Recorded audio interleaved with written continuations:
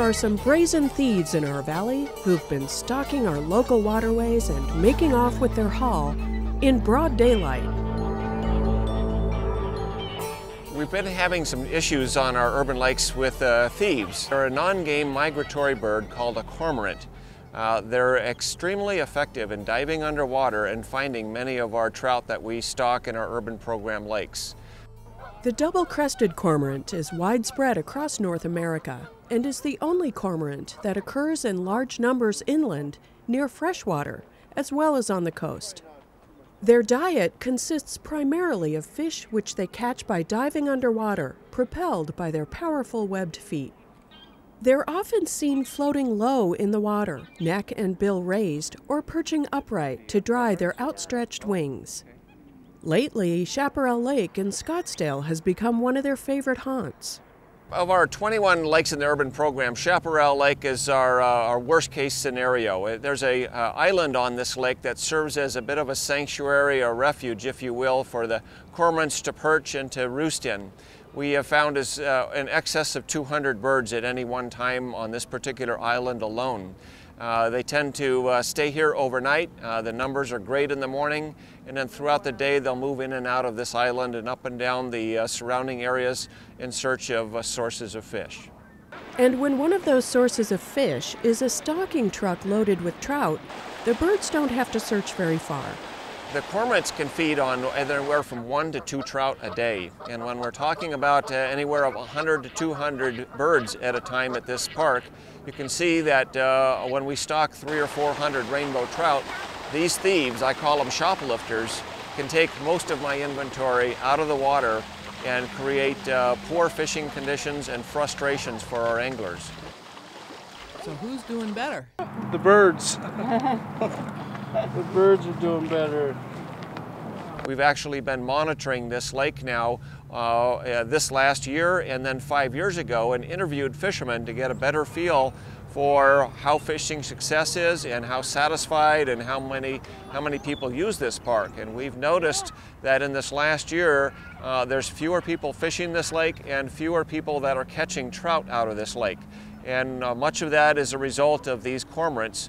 The damage done to the urban fishing population is only part of the problem. The birds are also leaving their mark on the community. One other aspect to the cormorants that's also a problem on the landscape and even from a human health and safety standpoint is that when we get extreme concentrations of these birds, particularly as we've seen here at Chaparral as they roost and perch on the trees of this island, is that they use these trees and palm trees as their restrooms as well. And so they're urinating and defecating and creating a whitewash effect, high in urine. There's times we can begin to smell the concentrated urine out here on this island, and it also essentially defoliates the trees. The cormorants aren't the only birds fouling the area. A wide variety of species are attracted to the lake due to the many food sources available there. One of the challenges we do face in these aquatic environments in the cities is the challenge of birds. It's great for watchable wildlife to see some birds coming around the lake and enjoy that. But unfortunately, in many cases in these urban settings, we have issues with excesses. Excessive numbers of pigeons, excessive numbers of domestic ducks, excessive numbers of Canada geese, as well as the cormorants. The city of Scottsdale is considering some changes to the island at Chaparral Lake, which will make the environment a little less attractive to the cormorants. In the meantime, the urban fishing program will continue to serve thousands of anglers. The urban fishing program has been in place for over 25 years now. It's a tremendous program. It's all about if people can't get to the fish, we bring fish to the people. We stock these lakes every other week for 10 months out of the year. Winter months get rainbow trout. In the fall and in the spring, we stock really nice sized channel catfish. And it's a program that helps people just to enjoy a quality of life. It makes fishing convenient to them. These fish are great to eat.